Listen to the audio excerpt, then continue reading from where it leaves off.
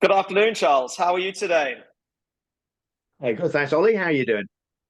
Not too bad. I'm really excited that we're back for episode two of season two of ABN Talks after a bit of a hiatus, a bit of travel been going on in both of our lives.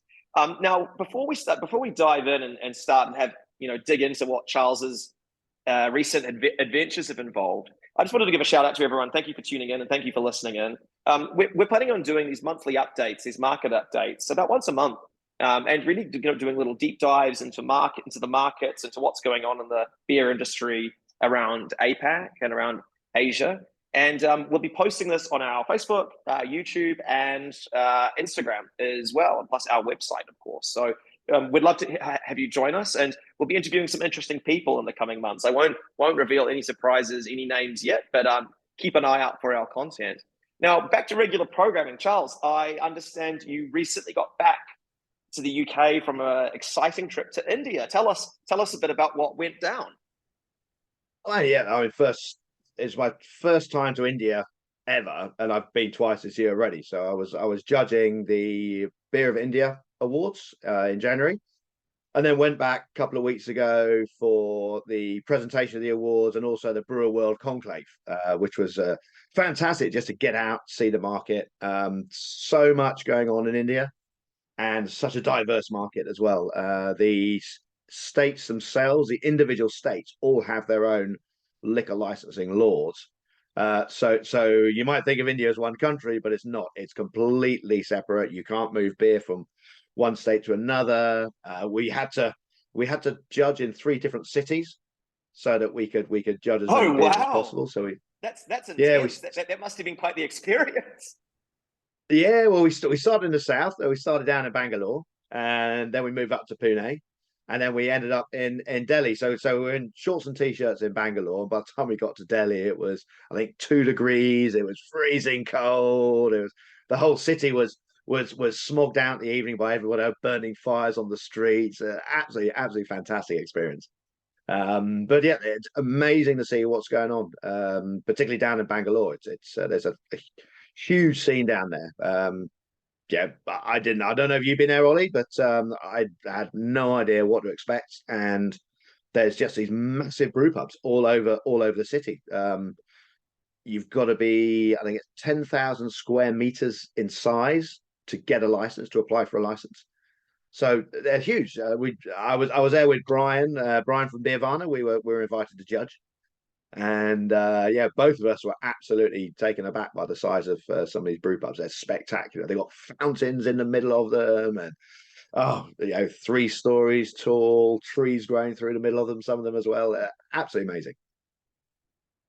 Yeah, no, it's amazing to seeing some of the photos that you shared on social media. I was very jealous, very jealous of what you got to experience. I mean, what's your feel in terms of the trajectory in India? In terms of is it in full growth mode, full development mode right now? The craft beer industry. Oh, yeah, definitely.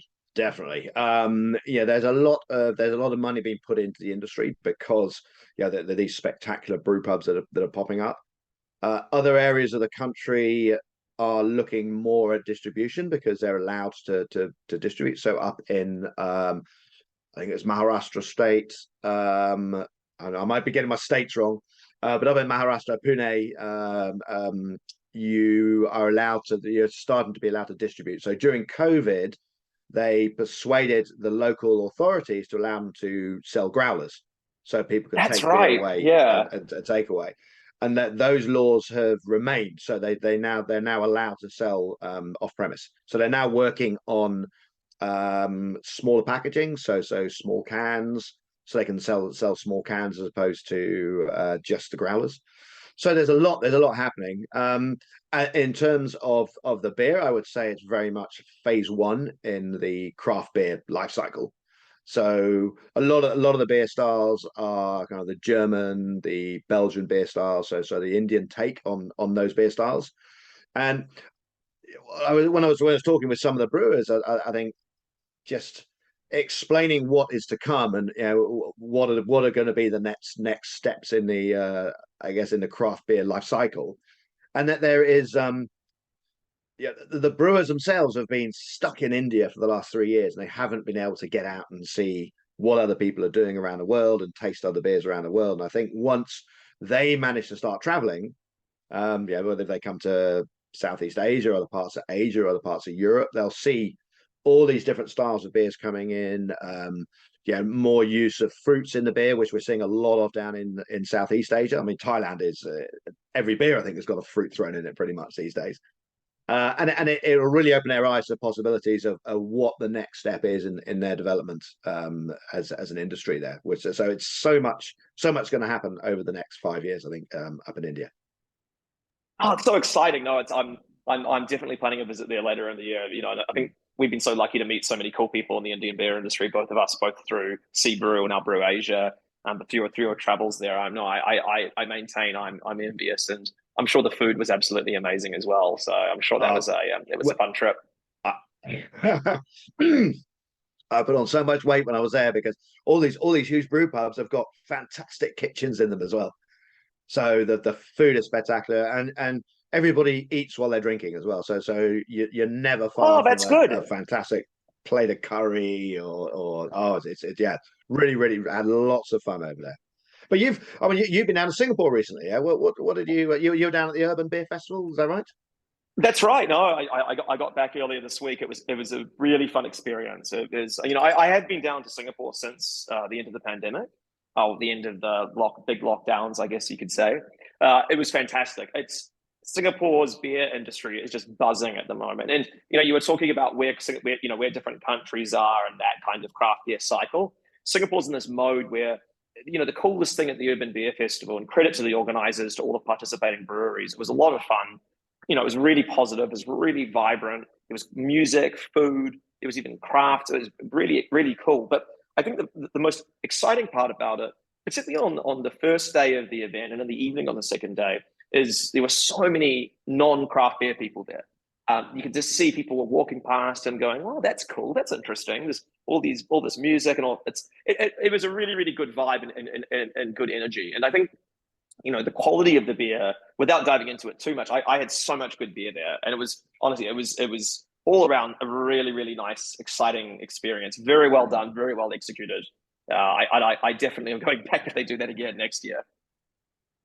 And it was downtown. Yeah, it was right in the heart of the CBD. Yeah, so really easy to get to, and that's what I love to see is yeah, not holding festivals way out of town where you can't get to. You're slap bang in the middle of everything. I think that's really cool. Yeah, no, it's right. If any of our watchers, listeners, fans of Singapore, live in Singapore, it was right in the center of Tanjong Pagar in Guoco Tower. So it was in between these big towers and it was covered. So even though it was quite a miserable few days in terms of weather, it was actually lovely because it was all covered and it was grassy, you know, a little grassy knoll on one side, very dog friendly, really good mix, you know, in terms of people, you know, you could tell a lot of Singaporean locals, expats, people from different countries. Yeah, it was a really, really good experience. And I've got to say, you know, each of the you know, I caught up with a bunch of all the brewers, and you know, a bunch of the owners of the different stalls, the different beer companies behind them. And you know, it seems like Singapore is going through a bit of a moment right now. It's still in recovery mode, don't get me wrong.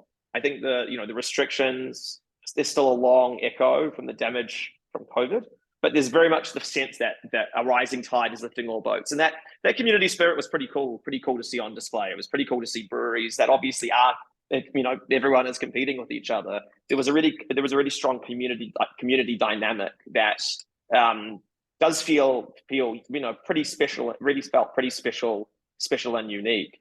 And I mean, it is exciting though, because you know, even it's not just in Singapore things are happening now. Even here, when I'm now based most of my time in Malaysia, you know, we've got breweries opening. Paper Kite has recently opened in KL. You know, so it's domestically made craft beer. We've got 1602 brewing in Sarawak. So they opened last year, but kind of did their formal opening in the past few months, which is really exciting. And there's even a third brewery now that's coming out, and we'll be releasing a story on it most likely later this week, probably about the time this video goes out on the ABN. So all in all, Charles, it's a pretty exciting time to be in Greater Malaya, in Singapore, Malaysia. Yeah, it's great. It's great to see. Yeah, yeah. I mean, I think we are looking at exciting times ahead. Yeah, I know. Yeah, I spend my time now at the moment, but yeah, between the UK and across to Asia and over here. Yeah, at the moment it's quite a depressed industry, and there's a lot of breweries closing down, and you're kind of hearing that across Europe that yeah, the breweries are struggling. Whereas in Asia, I mean, we are flying forwards. You know, Asia is really moving forwards. The economies are doing well. Breweries are picking up. Yeah, I know in Vietnam, quite a few of the breweries are saying they're already back up and over what they were doing in 2019. So they're, COVID is done. Yeah, they've got more problems now. Yeah, some of the breweries are struggling because they don't have capacity, so they're trying to find places to brew their beer. Yeah. So yeah, they're looking for investment. They're trying to develop their distribution, grow out again. I know Korea. I've heard from Korea. I mean, I'm going to be up in Korea next month, beginning of next month. Oh, So that's the next right. time we Is do it this Quebec's? will be Quebec. Yeah, yeah. So next time we talk, we can talk a bit more about Korea, what's happening there. But there's more openings up going on in Korea. So generally speaking, I think the whole region is buoyant. And then Thailand, I don't know about you, Ollie, but I can't keep in touch with how many breweries are opening up, how many new brands are coming onto the market.